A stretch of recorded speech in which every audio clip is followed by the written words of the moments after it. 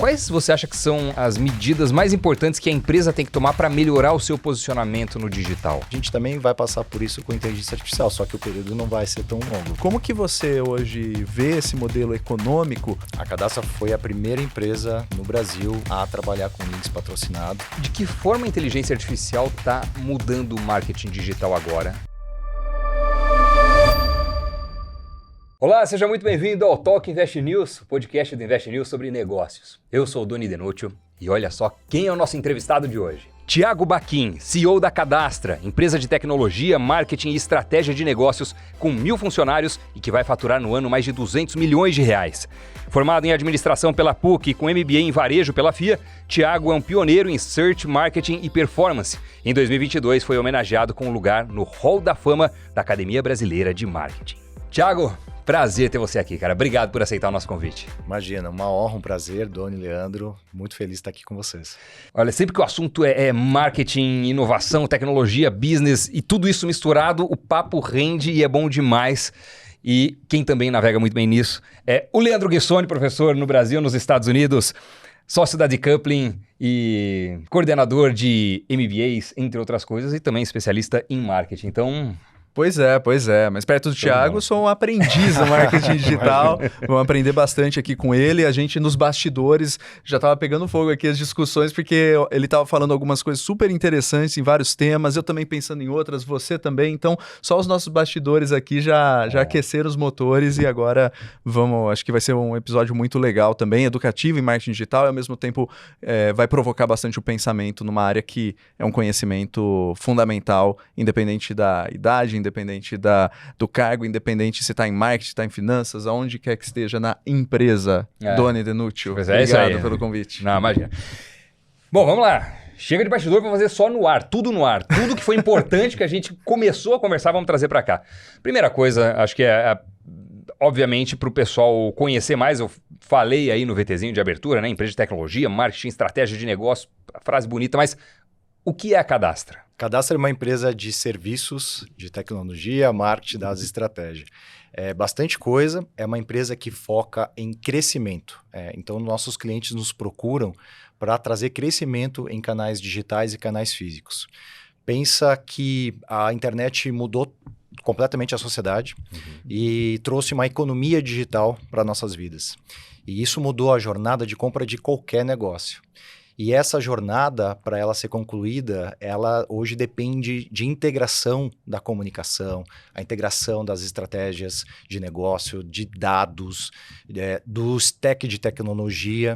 Então, a nova forma de atingir novos negócios, de vender, seja num canal físico ou num canal digital, seja próprio ou seja através do trade ou de franquias, ela passou por uma grande transformação. E para isso, para as empresas terem sucesso, elas precisam ter todas essas áreas integradas, senão não funciona mais. Simplesmente se torna tudo mais caro ou complicado de fazer. E aí a empresa faz como? São dos vários segmentos? Se ela tem um varejo, tem uma loja, tem que ter uma rede. Qual que é o perfil do cliente de vocês? São empresas médias a grandes, a gente tem clientes em todas as indústrias praticamente, em todas as áreas de negócio. Empresas que vendem produtos e serviços online, né? A gente é muito forte para geração de negócios, vendas, geração de leads ou de vendas mesmo de produtos nos canais digitais. Nem sempre os proprietários têm as empresas que têm os canais próprios, um e-commerce, B2B, B2C, um aplicativo, mas também através de outros canais onde elas atuam, como os aplicativos de last mile, a gente tem marketplaces por players, a gente tem os chamados bit and bytes, que são, bricks and bytes, que são as redes que têm tanto e-commerce quanto lojas físicas.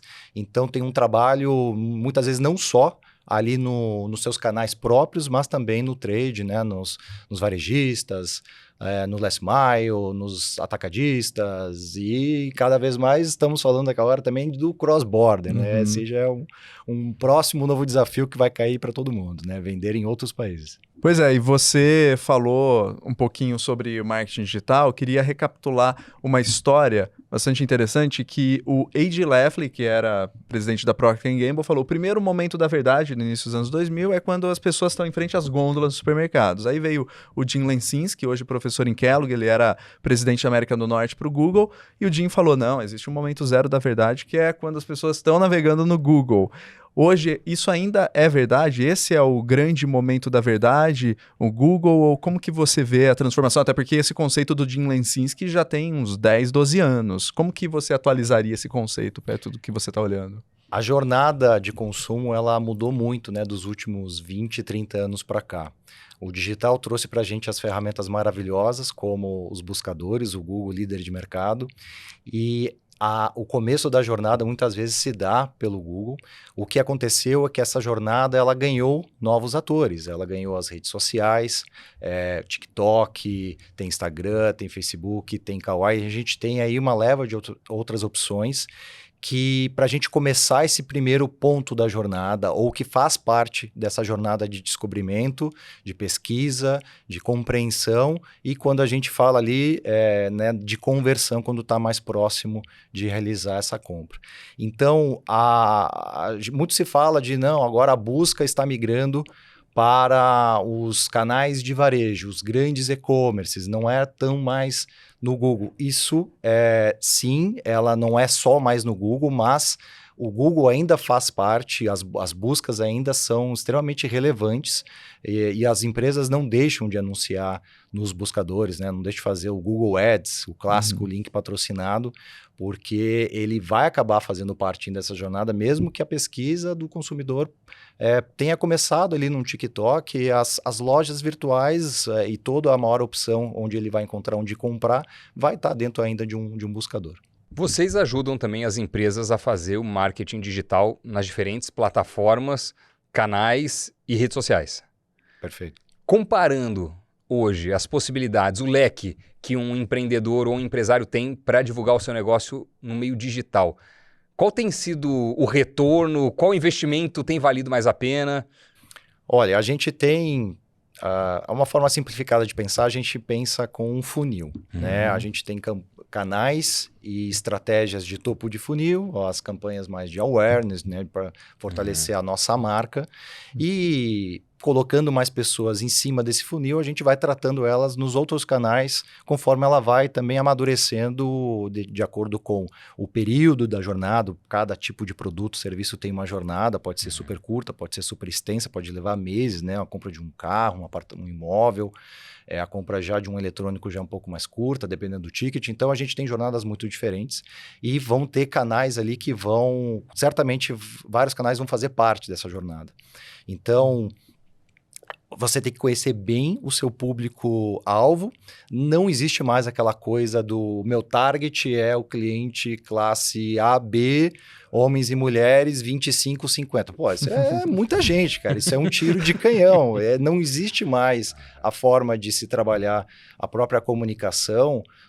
Pelo menos, a forma até existe, só que ela não é efetiva como era 30 anos atrás, né? Que você tinha uma exposição a muito menos mídias e canais de comunicação do que se tem hoje. Hoje, para achar o consumidor certo na hora certa, em cada momento da jornada, é uma ciência super complexa. E é aí que mora todo esse desafio de você conectar a comunicação com tecnologia, com o uso certo de dados. Não adianta ter o soldado, tem que usar do jeito correto, tem que tratar do jeito correto, tem que proteger os dados dos clientes, dos usuários. Então, tudo isso se torna uma ciência muito complexa. Então, não tem uma resposta exata, mas os principais canais digitais, as principais big techs de mídia, então vai passar ali por Google, por Meta, TikTok, não existia forte 2 anos atrás, hoje está super forte. Então você vai compondo um mix de acordo, você não vai esperar, de acordo com a jornada e a rentabilidade, que você também tem que ser coerente, não adianta fazer um investimento de um canal que é topo de funil e esperar que ele te dê o mesmo ROAS ou ROI que aquele que já está, logicamente, mais no final de uma jornada. Mas Por outro lado, se a gente pensar também ao longo do tempo, o investimento necessário para você ser encontrado ou ter um destaque em canais digitais, ele aumenta consideravelmente, né? Se você olhar, por exemplo, tempos atrás, o grande desafio era como você otimiza as suas buscas, por exemplo, orgânicas, SEO, né? Então, você tentava otimizar a engrenagem do seu site e tudo mais para ser encontrado de maneira orgânica. E até certo ponto funcionava. Nas redes sociais, idem.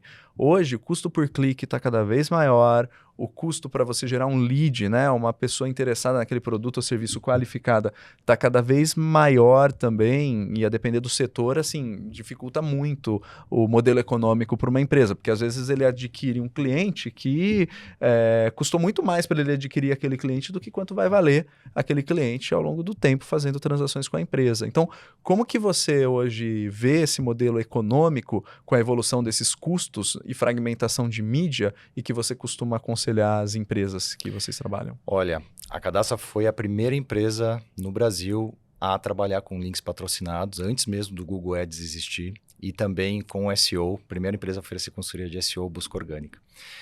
A coisa de o CPC está mais, o custo por clique está mais caro no Google Ads, a mídia está mais cara, ela existe desde sempre. Né? No segundo ano de empresa, lá em 2001, o pessoal já estava reclamando que o custo do clique aumentou. Tá? Então, ele eventualmente pode sim estar maior, pode não, vou te mostrar aqui que cresceu nos últimos 2, 3 anos, né? Tá tendo uma variação para cima. Mas o teu custo de aquisição não necessariamente precisa aumentar. Se você trabalhar experiência, melhoria de plataformas, criação de novos canais, explorar os canais que você poderia ter e às vezes não tem porque não explora, não investe, como CRM. Né? Teve um boom de CRM no mercado, não só no Brasil, mas principalmente aqui, depois não só com a LGPD, mas com a questão dos cookies, né, que o Google já vem anunciando há muito tempo que vão morrer, você acaba tendo mais dificuldade de captar no mar aberto novos clientes com as estratégias tradicionais. Então, você tem que ter desenvolvimento muito forte de uma estratégia para rentabilizar mais a sua base. E são poucas as empresas que realmente engajam e fazem um trabalho avançado ou talvez até intermediário na sua própria base de clientes, que é onde seria até o mais lógico, mas a coisa da captação de novos clientes é o que acaba muitas vezes sendo o mantra e a direção de um time, de um esquadrão digital de qualquer empresa. Então, vai ficar caro para quem também inova e não busca novos canais e formas de trazer mais receita. E na essência do que você está falando, é interessante porque existe uma guerra entre empresas, muitas vezes, nesse ecossistema da propaganda, do digital e os próprios departamentos das empresas, né? Mas existe também muita colaboração. Então, por exemplo, é comum a gente ver a área de marketing falando, eu gerei um monte de lead aqui na minha estratégia de marketing digital e você não converteu, a culpa é sua. E é comum você ver a área comercial e os vendedores virando, cadê os leads, né? Não está gerando lead, tá vendo? O que está vindo não tá bom. Então, como que a gente ameniza, talvez o CRM, eu não sei quais são, na sua visão, na sua experiência, os caminhos para amenizar essa guerra entre marketing e vendas nas empresas? É um caminho longo, passa muito por educação, né? A gente tem vários clientes em várias indústrias que têm esse desafio de não apenas gerar, mas converter os leads, né? Quem não vende ali online, não é uma empresa transacional no online, mas que manda, às vezes, um consumidor para um ponto físico, seja uma montadora de automóveis, uma empresa de saúde que vai mandar a pessoa para uma clínica. O desafio está em conseguir treinar e levar os aspectos de conversão de vendas, estratégias de venda, de táticas comerciais, de argumentação, automação, porque muito disso vem por canal de WhatsApp, outra hora vem por e-mail. Então, precisa ter um misto aí de educação, precisa ter um misto de times especialistas nisso, e é um desafio grande para quem tem grandes redes, né? Então, você vai mandar, às vezes isso cai por não tem uma estrutura numa loja de uma rede, numa franquia de uma rede que está mandando lead, está fornecendo lead para aquela pequena unidade, às vezes o cara não tem estrutura para para ter uma pessoa dedicada só para tratar e converter aqueles leads, né? Acompanhar, ver se foi bem atendido, se veio mesmo na loja, comprou, converteu. Esse é um desafio e algumas empresas apostam nessa educação, outras empresas vão para o outro lado de eu vou converter esse cara aqui também, não só vou gerar o lead, eu vou converter ele aqui e já vou entregar a conversão agendada desse cliente, por exemplo, um horário marcado já vai estar na agenda lá do vendedor da loja. Então, vou fazer o trabalho um pouco maior aqui, mas vou garantir que o meu lead aqui, meu investimento não seja desperdiçado. Tiago, de que forma a inteligência artificial está mudando o marketing digital agora? E qual vai ser o grande impacto que a gente deve ver aí nos próximos meses? A IA generativa, eu acho que é o que causou esse grande agito, né? Porque ele permite a produtividade, um incremento da produtividade, e isso é fantástico. Então, vamos ter, cada dia que passa, acho que um pequeno ganho, são conquistas do dia a dia, né? Passar a usar uma ferramenta, aprender a tratar e trabalhar, né? Saber trabalhar com prompt de inteligência artificial, isso vai passar a ser uma coisa cada vez mais comum, pelo menos agora, nesses anos, a gente não consegue enxergar, não é fácil enxergar o futuro mais daqui a 10 anos, né? Como é que vai estar, em que nível que vai estar. Provavelmente a gente não vai mais precisar escrever, vai ser tudo através de voz mesmo, você não vai precisar ser tão específico, aquela IA já vai te entender melhor, vai pegar outras nuances que não são mais só o texto, mas também até a expressão do seu rosto através de uma câmera, ela vai entender o que você está falando de acordo com o que você está verbalizando de várias formas, e não só na fala, na expressão ou no olhar. Então, eu acho que, trazendo de novo aqui agora por curto prazo, as empresas elas estão buscando formas de ganhar produtividade, né? Elas estão procurando formas de otimizar aquilo que elas já possuem. Tem muita dúvida no ar, está todo mundo ainda um pouco perdido no mercado corporativo de que caminhos tomar, de que áreas que tem que adotar e que soluções, e também tem uma questão muito grande de segurança por trás. Não dá para sair fazendo as coisas de qualquer jeito. Você não pode sair entregando seus dados para uma IA para ela te devolver a inteligência mastigada e você não ter segurança que isso vai tá protegido de um compartilhamento ou qualquer outra coisa. Então, eu acredito que a gente ainda tem um espaço de uns 2, 3 anos para isso ter uma entrada gradativa no mercado, e a gente vai começar, pensando como consumidores, a sentir uma melhoria na experiência, na compra, numa melhor Next. A gente tem a sigla NBO, Next Best Offer, né? Então, as empresas vão começar a entender melhor o nosso comportamento de consumo. Então, são coisas que a gente vai achar daqui a pouco que sempre esteve lá e que não foi tão novo assim. Assim como as evoluções do Google nesses 24, 25 anos que ele está no ar aqui no Brasil. Eu tenho certeza que as pessoas nem percebem as inovações, as melhorias na experiência, porque elas são sutis e são várias e são constantes. Então, eu acho que a gente também vai passar por isso com inteligência artificial, só que o período não vai ser tão longo, vai ser mais rápido. E a mudança do comportamento das pessoas com a inteligência artificial generativa? Porque muda a dinâmica de você, às vezes, ir numa plataforma de busca, né? Você muitas vezes vai terceirizar a sua decisão sobre muita coisa. Então, por exemplo, a decisão sobre que filme assistir, por exemplo. Você pode, talvez, terceirizar isso para o sistema de recomendação do Netflix. Você já, de certa maneira, faz isso, mas plataformas como o TikTok, entre outras, e se você pensar em inteligência artificial generativa e as pessoas fazendo busca, Google Gemini, ChatGPT e assim por diante, muda muito o comportamento das pessoas em relação a como elas buscam um produto, um serviço, ou como elas tomam suas decisões. Então, na perspectiva de quem está à frente, né, de uma grande empresa de marketing digital, o que você vê de mudança e como que uma empresa que oferece serviços nessa área, ela também pode se adaptar para ajudar os seus clientes? Eu acho que é uma das áreas que a gente vai ver em breve uma melhoria nas vidas, né?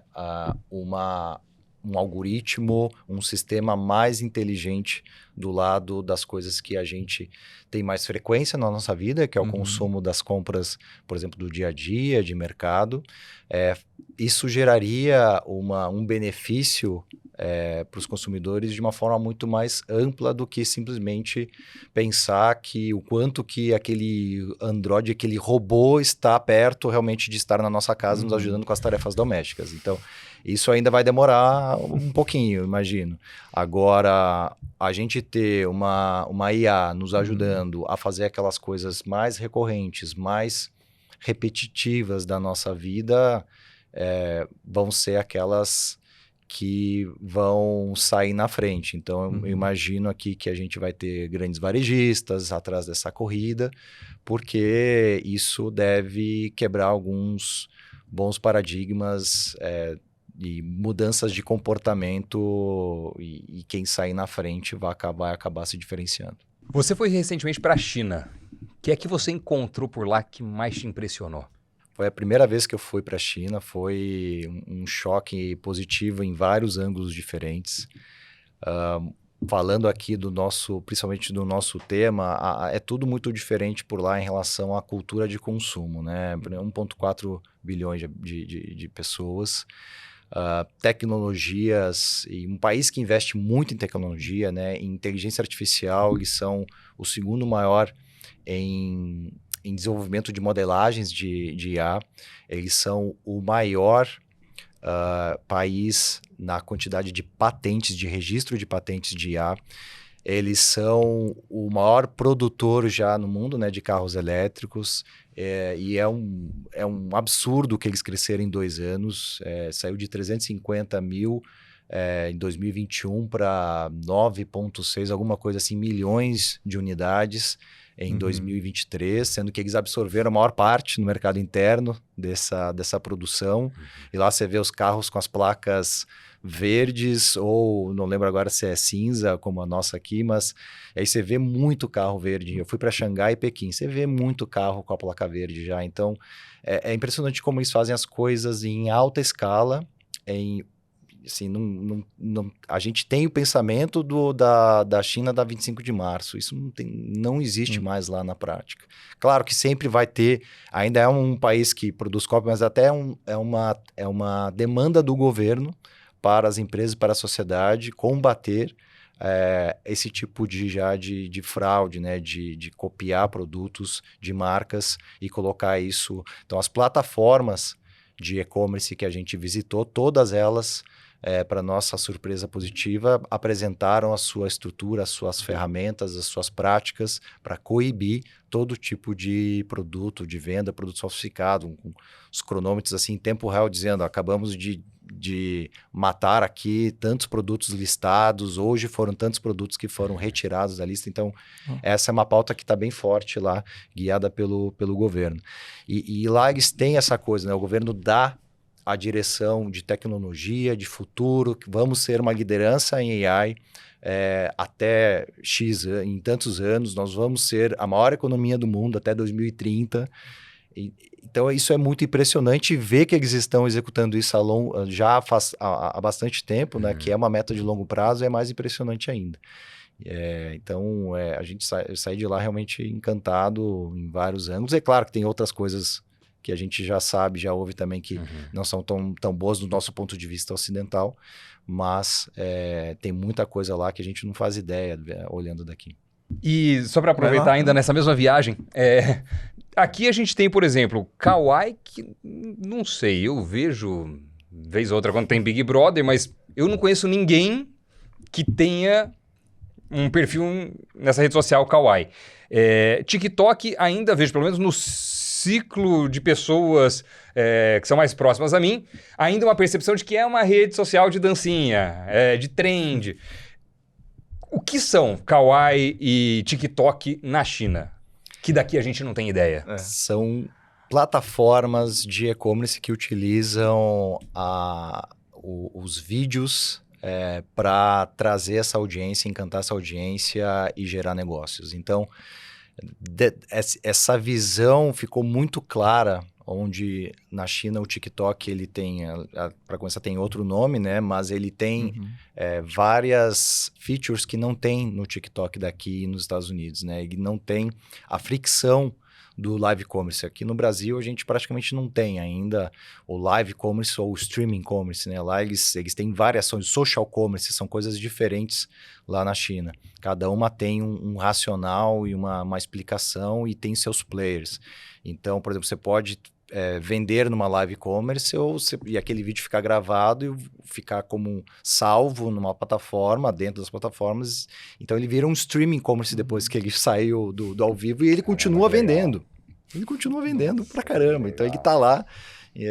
Então você imagina o potencial disso, de novo, muita gente na classe média, centenas de milhões de pessoas na classe média, em um país que vem crescendo muito na qualidade, na renda da per capita. Então o crescimento que essas plataformas têm, e cada vez que surge uma plataforma nova, ela disrupta as anteriores, é uma coisa impressionante. Kawaii, tanto TikTok como Kawaii, ambas tem um GMV, né, um valor transacionado dentro delas de centenas de bilhões, algumas já passaram 1 trilhão, e elas conseguem ter uma presença de usuários, né? Eles têm uma cultura de, assim como a gente consome aqui Reels no Instagram, ou lá fica passando no TikTok, lá a cultura chinesa é ficar passando por vídeos que tem essa possibilidade de consumir, sem fricção. Então, a pessoa não tem que botar num carrinho de compra, não tem que fazer um cadastro de novo. Clicou, comprou. E provavelmente vai ser tão rápido a entrega que você não vai ter nem muito tempo de pensar para desistir daquela compra, né? Não vai ser aquela coisa que 2, 3 dias é o produto despachado. Não, se bobear, dependendo, vai ser despachado no mesmo dia. Então, eles fazem um tema de casa lá de e-commerce incrível, e muita coisa ainda tá para vir para cá.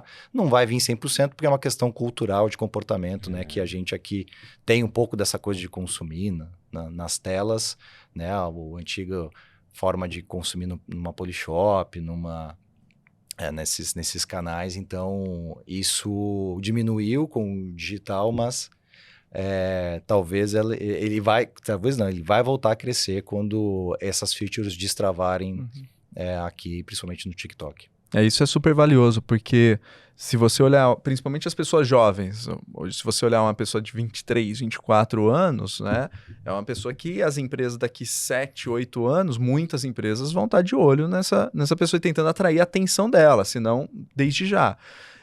Então, o perfil dessa pessoa hoje usa TikTok, no Brasil já é assim, né? Usa TikTok grande parte do tempo como plataforma de navegação. E se você pensar o quanto que uma plataforma como o TikTok pode economizar das nossas vidas, né? Nesse processo tanto de entretenimento, como também para nos educar antes de comprar um produto, como para comprar, como já acontece lá na China. Eu fiz uma conta, só assinando o Shopper e cadastrando frequências de produto. Você falou, né, Thiago, de mudanças no ambiente de supermercados antes. Eu economizo 8 dias por ano. 8 dias por ano. 4 horas em média por semana, 16 horas em média no mês no supermercado, que antes você ia, né? Não tinha jeito. 8 dias por ano que eu tenho de volta na minha vida, né? Então, isso fantástico. É muito bom. Eu fico imaginando o consumidor mais jovem ainda do que eu. Esse consumidor, ele vai querer ter o máximo de tempo de volta para a vida dele possível. Então, isso implica uma grande transformação no própria dinâmica dos mecanismos de buscas, não? Eu acho que a gente tem uma busca, sim, por essa qualidade de vida cada vez mais, né? E as plataformas, de uma forma geral de e-commerce, têm evoluído muito, principalmente na parte logística, na de entrega, na experiência. Você falou aí de Shopper, a gente também usa lá em casa, também usa os aplicativos de Last Mile. Eu acho que aquela forma tradicional, e a gente ainda vai ao mercado no presencial, né? De novo, a jornada ela se tornou agora só muito mais complexa. Bem complexa. tem outros players para concorrer com aqueles players tradicionais. Então,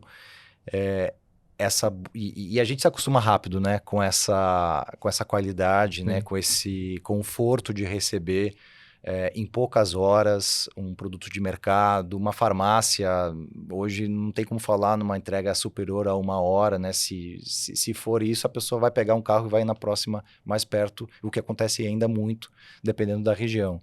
Mas a comodidade para o consumidor é uma tendência que só aumenta. Então, tudo que for nessa direção é importantíssimo, e aí que acho que a IA vai também ajudar a melhorar cada vez mais a experiência, a direção, o momento de compra. Daqui a pouco, imagina, hoje você ainda tem que entrar na Shopper para comprar. Daqui a pouco a Shopper talvez vá comprar sozinho para você e você vai ter um grau de confiança ali que ela vai acertar em 98% dos casos. Pronto, você ganhou mais 1 horinha ali. Que mais um dia no ano. Já soma mais um dia no ano, pelo menos. Mais um dia no ano. Não, isso é fantástico. E se você pensar, por exemplo, que você falou também em dados, né? A gente conversou um pouco até antes aqui de começar o programa sobre dados.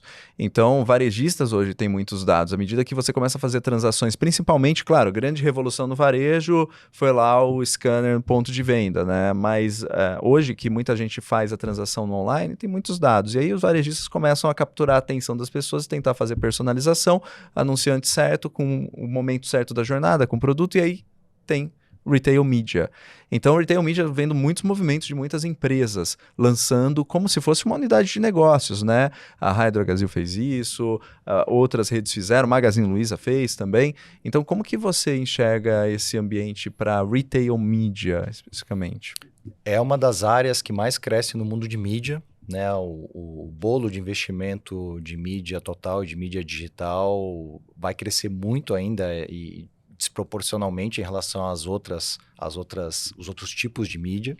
Então está sendo um fenômeno já há alguns anos, poucos anos para cá, crescimento muito acelerado. E ele ajuda tanto, a Retail Media não é uma coisa, ajuda tanto os dois lados, né? O varejista quanto as indústrias. Mas não é uma coisa totalmente nova o conceito. A gente já vê telas dentro de...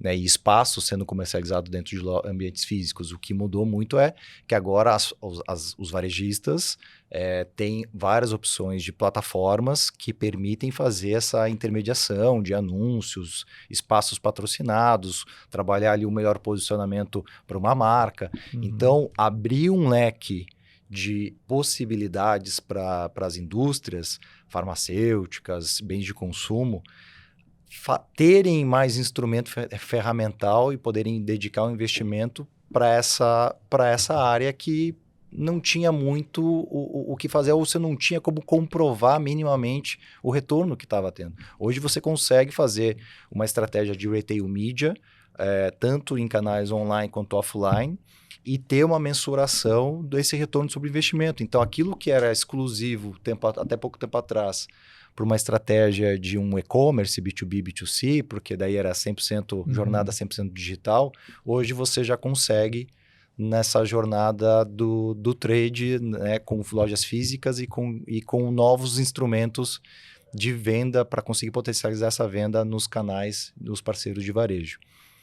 Então, vai crescer muito ainda e tem sido espetacular. Quem já começou a trabalhar, o retorno sobre o investimento disso tem sido espetacular.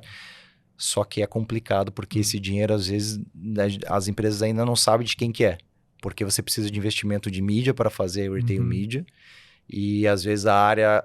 esse dinheiro é de quem? É do marketing. Mas o marketing, esse dinheiro deveria ser do trade ou tem que pedir emprestado para cá, eles têm que trabalhar juntos. Então, essa é mais uma nova mudança que as empresas também estão aprendendo a conviver, mas tudo que faz crescer, né, o ponteiro do faturamento tem que ser feito, não tem jeito. Thiago, como que você vê hoje o impacto das redes sociais para a reputação das marcas? Ele é uma estratégia fundamental, né? A conversa hoje ela está no ambiente das redes sociais, né? Então a gente tem aí o X, tem Instagram, TikTok, todas essas que a gente já falou.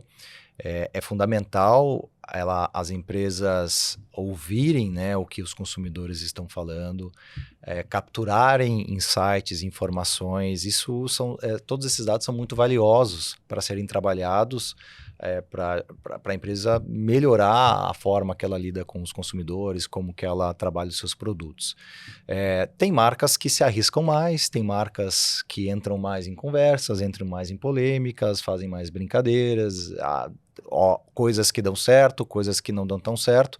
Isso depende muito ali, eu acho que de cada segmento de negócio, de cada indústria. Tem realmente áreas que as pessoas, os consumidores, às vezes nem estão tanto ali naquelas redes sociais principais, como um business B2B, né? Então, às vezes você tem...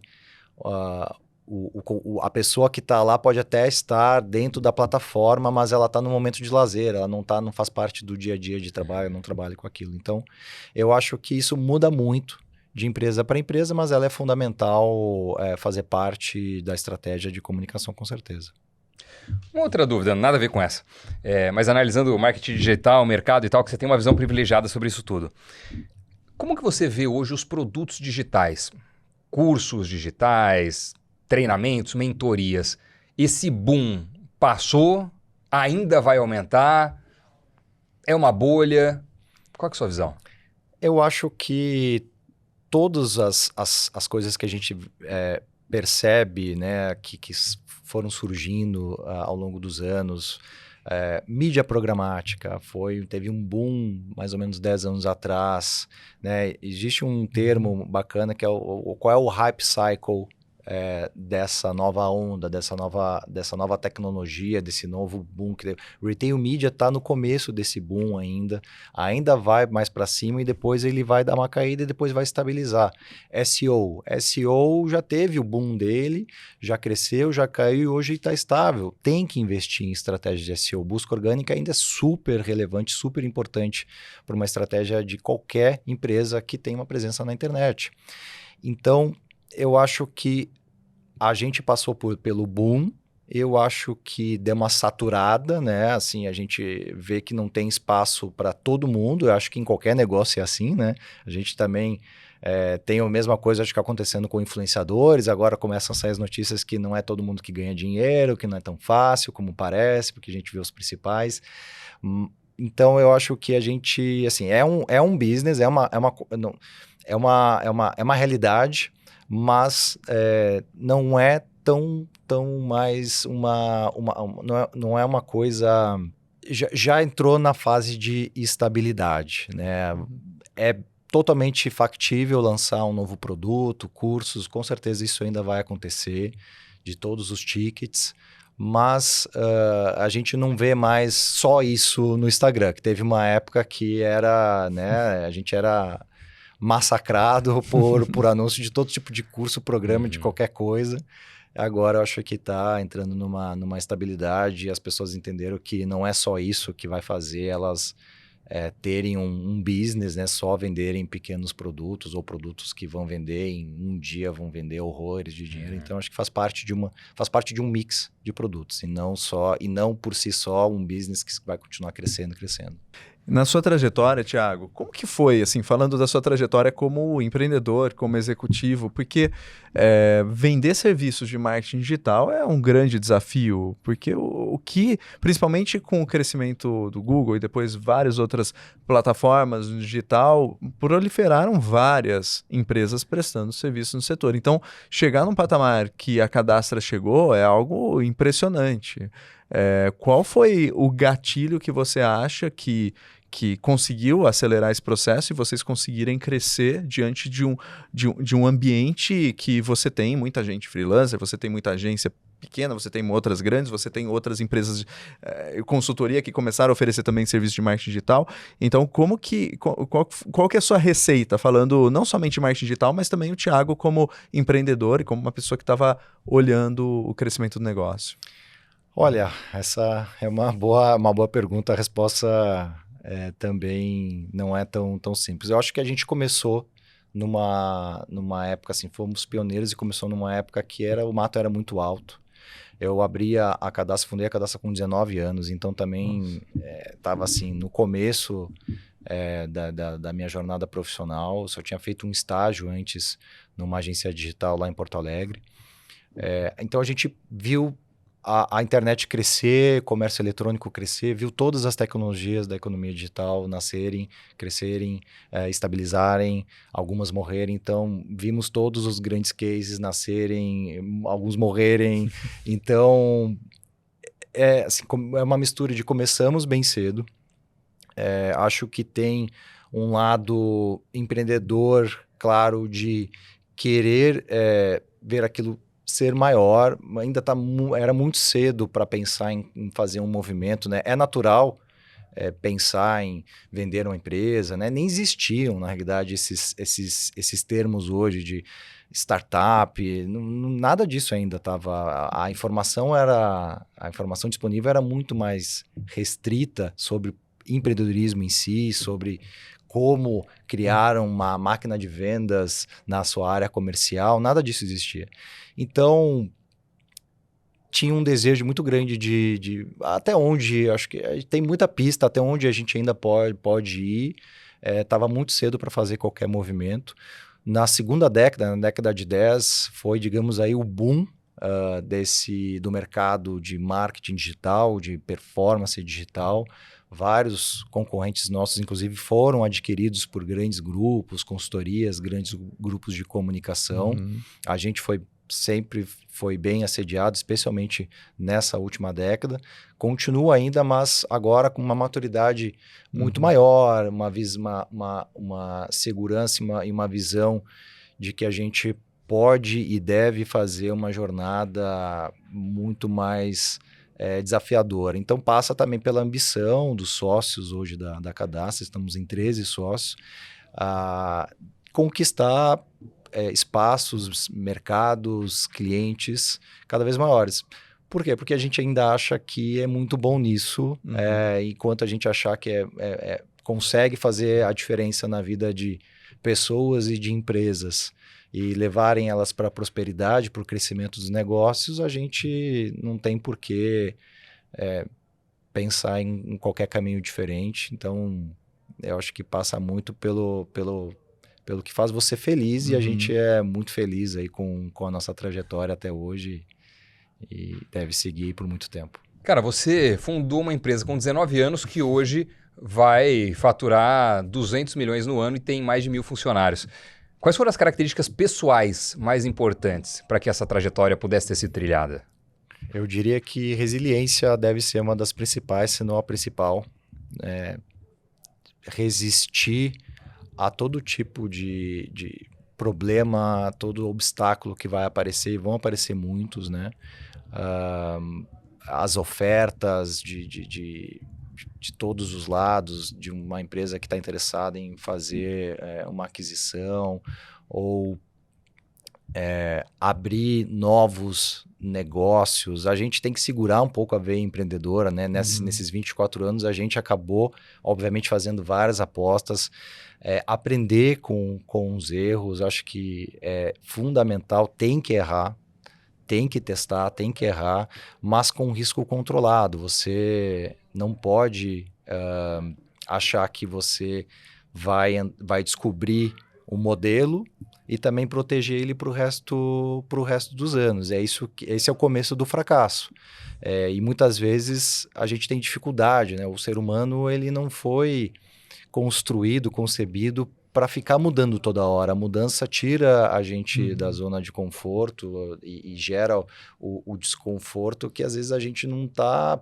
agora que eu consegui conquistar isso, agora que a empresa chegou num patamar de tamanho, de margem de lucro, de rentabilidade, agora nós vamos mudar de novo, nós vamos arriscar. Então, essa mentalidade a gente aprendeu muito cedo, de que os negócios, a única constante é a mudança, mas ela também não pode ser a ponto de colocar o negócio totalmente em risco. Então, a gente traz um equilíbrio de desenvolvimento de novos negócios, de novos agora nos últimos 4 anos fazendo movimentos de aquisição, trazendo outras expertises para a nossa oferta de serviço ser ampliada, você começa a ficar muito mais maduro como empreendedor, né, os 24 anos acabam também te fortalecendo e te proporcionando muito mais bagagem para você encarar os desafios que você não estava preparado há 5 anos atrás, mas hoje você já acha aquilo completamente normal. Adquirir uma empresa não é algo simples, né, de se fazer, e muitas vezes dá errado e pode dar errado, mas faz parte da esteira de crescimento da grande maioria das empresas que a gente conhece, fazem M&As em grande volume, né? Nem ficar sabendo de tudo que eles fazem. Então, eu acho que é uma combinação de coisas, mas acho que a primeirinha lá atrás, resiliência. Né? Passar por crise. Brasil, né? Brasil não é para fracos, né, gente? Não. Brasil não é para todos. E a gente está bem acostumado aqui. Acho que o brasileiro tem uma resiliência acima da média. E eu diria que é um dos fatores mais importantes. E, por exemplo, uma dúvida que eu recebo, assim, bem recorrente em alguns cursos que eu ministro na FGV é o seguinte: muitas empresas acabam falando, poxa, o e-commerce é o caminho para acessar direto o consumidor. E aí elas tentam, muitas vezes, fazer o direct to consumer, né? O D2C, que nos Estados Unidos popularizou, e aqui no Brasil você olha empresas, várias indústrias, vários fabricantes tentando fazer esse tipo de iniciativa, na expectativa de que ele conseguiria, com o e-commerce, por exemplo, e com produtos que ele tem, ele conseguiria fazer uma loja online e não depender tanto, de distribuidores, de varejistas e assim por diante, e acessar direto o consumidor. Mas, pelo menos os exemplos que eu já observei, há muito mais chance de dar errado do que de dar certo. Porque, enfim, são outras competências. É muito mais fácil você virar um seller, por exemplo, do marketplace. Então, vai lá e começa a vender dentro da Magalu, dentro do Mercado Livre e assim por diante. Você pode até ter seu site, mas aí você vai ter um domínio de dados, vai testar um produto ou outro, mas, assim, não exagera na dose, né? Então, como que você também trabalha com empresas que eventualmente querem fazer o site a todo custo e fazer dar certo, quando você muitas vezes vê que tem um caminho lá via, por exemplo, colaboração com grandes marketplaces e que demandaria outro tipo de caminho no marketing digital? Percebemos muitas empresas começarem com esse pensamento: não vou atender direto ao consumidor, só o canal, só o meu e-commerce, né? Vou ter uma relação muito diferente aqui com a minha marca e os meus clientes. Mas é natural que o crescimento da empresa vai depender, né? A gente está falando de uma indústria de bebidas, não tem como você só ficar dentro do e-commerce por muito tempo, do seu canal próprio de e-commerce. Você está falando de segmento de calçados, mesma coisa, você vai precisar pelo menos ter algumas lojas físicas para proporcionar uma experiência. Não quer dizer que vai ser um canal maior, mas ele precisa ter alguns momentos de experimentação. As pessoas gostam. Isso nunca mudou, apesar do medo lá de décadas atrás que as lojas físicas iam morrer, e nunca morreram. Isso não vai acontecer. Então, é importante, sim, ter uma cabeça aberta para ter uma estratégia mais ampla, o que não quer dizer que ela não possa criar um canal direto para o consumidor que tenha, né, que seja a base do seu negócio, muitas vezes a base do início, para ela conhecer melhor esse consumidor. Porque se você começa talvez do jeito tradicional naquela indústria, que é vendendo só através de um distribuidor, de uma rede de varejo, de marketplace, você não vai ter aquilo que é mais importante, que são os dados, os feedbacks. Você não vai saber nem quem é o cliente, muitas vezes, que está comprando o teu produto.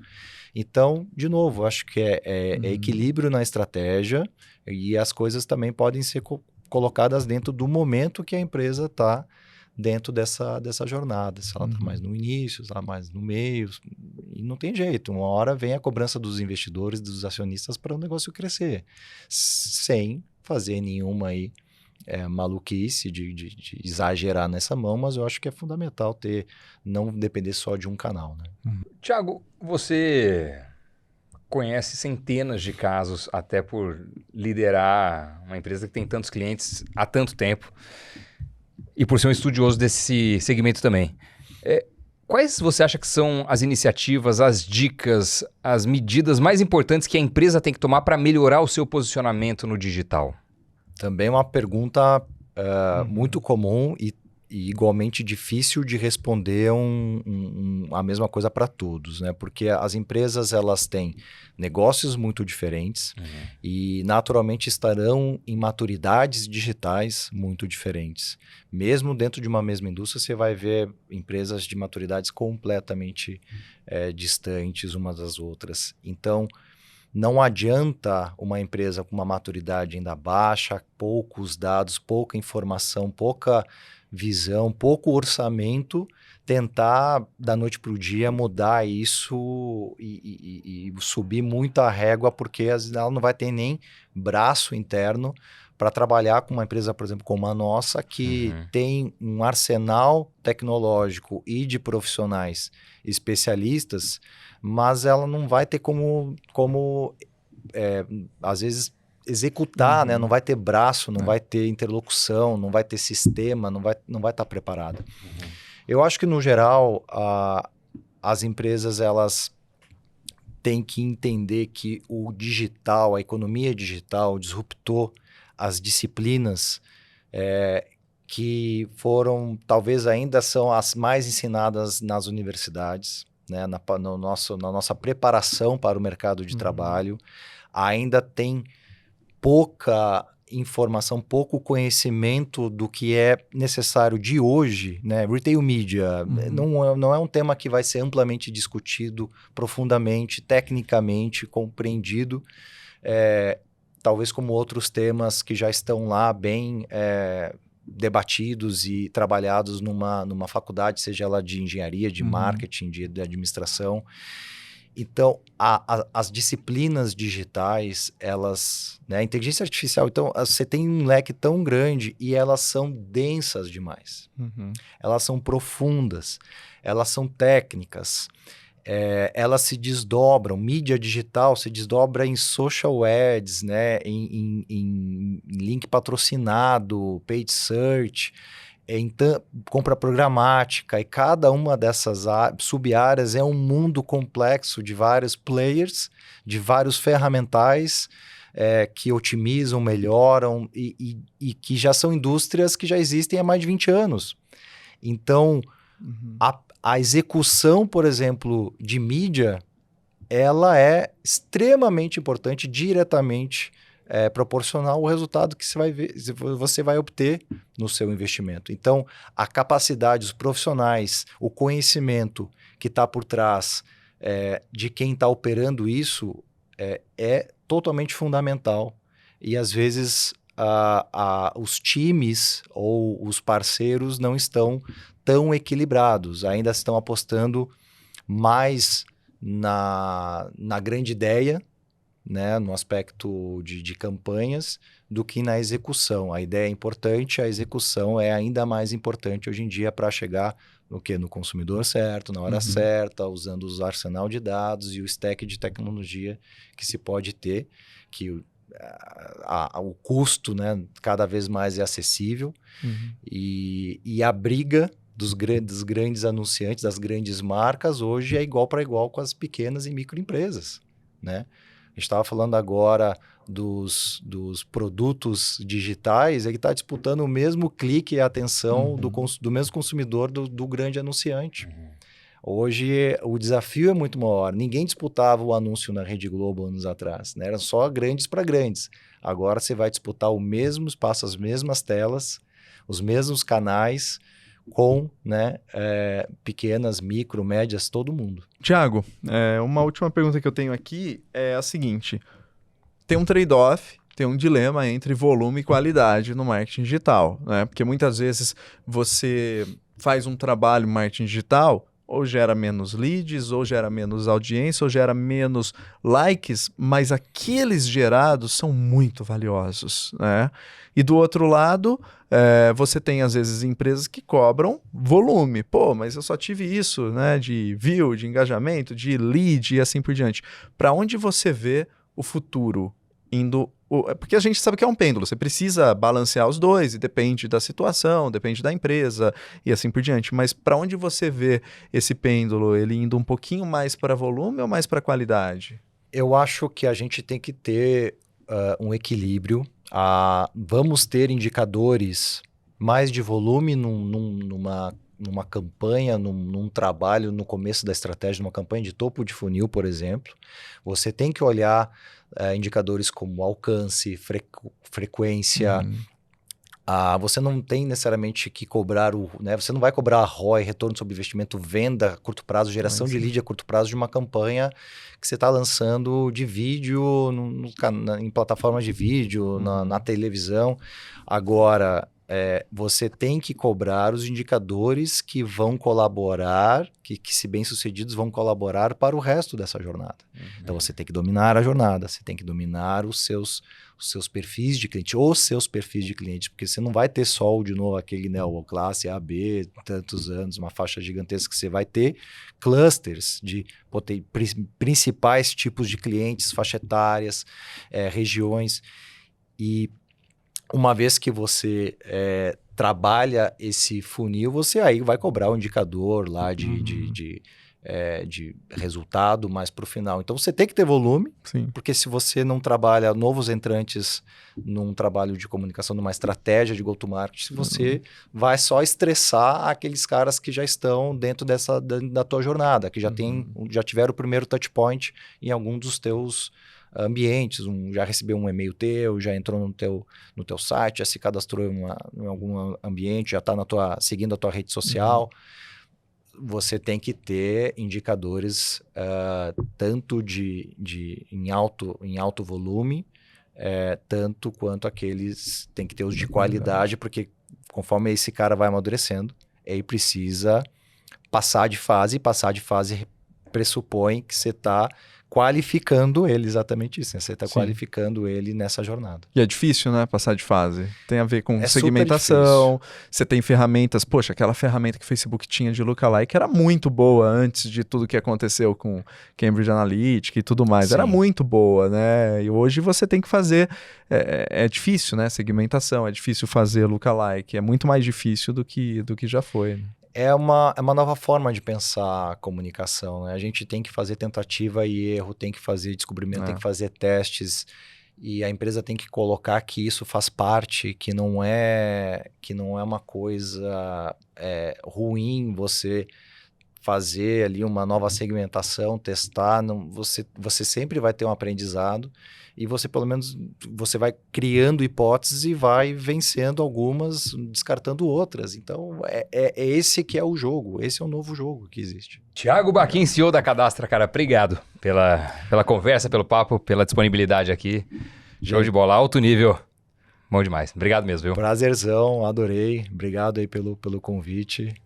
Estou aí sempre à disposição. Obrigado, Thiago. Obrigado. Bastante pontos interessantes, né, que a gente conversou e que eu acho que, enfim, para quem assistir vai aprender bastante sobre marketing digital e quebrar a cabeça sobre como alocar melhor os recursos no marketing digital, sobre vários aspectos que a gente conversou aqui, sua experiência na China, foi bastante legal. Aprendi bastante aqui com você. Obrigado, Thiago. Valeu. E muito obrigado a você que nos acompanhou até o finalzinho do Talk Invest News. A gente se encontra no próximo programa. Valeu. Tchau.